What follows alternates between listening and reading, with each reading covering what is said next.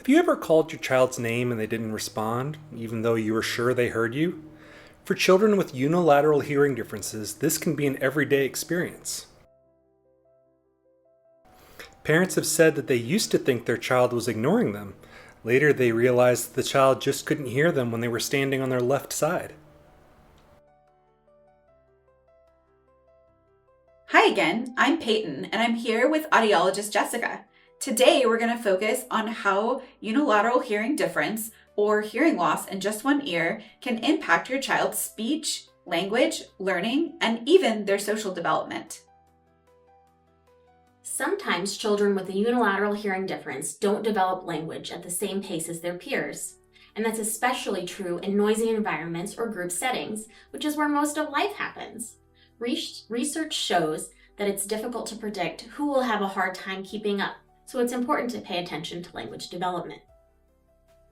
Exactly. Many children with unilateral hearing difference experience delays in pre-verbal vocalizations, things like cooing, babbling, and responding to sounds, which are an early indicator of speech and language development.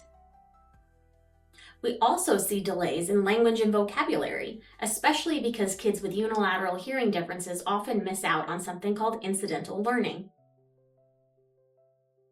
Incidental learning is how kids pick up new words by overhearing conversation, like listening to parents talk or hearing what other kids say during play.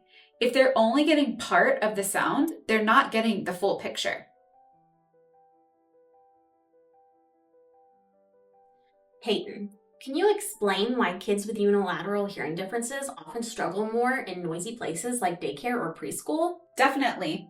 When you have hearing in both ears, your brain can compare sound signals from each side. That helps you filter out background noise and focus on the person talking. This is part of what we call binaural hearing benefits.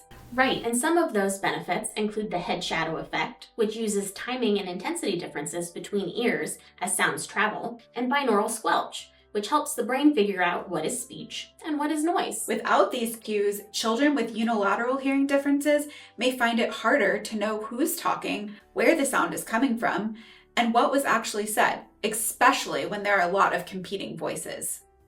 And that can lead to misunderstandings, frustration, or feeling left out. Plus, they may need to focus harder to follow what's going on, which leads to something we call listening fatigue. Listening fatigue is real, especially for little ones. Imagine trying to do a puzzle all day with one eye covered. It takes more energy and focus. That's what listening with one ear feels like in many situations.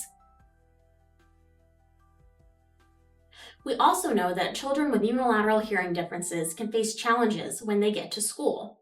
Reduced ability to hear clearly in noisy classrooms, difficulty locating who's speaking, and feeling like they've missed key information can all affect their confidence and performance.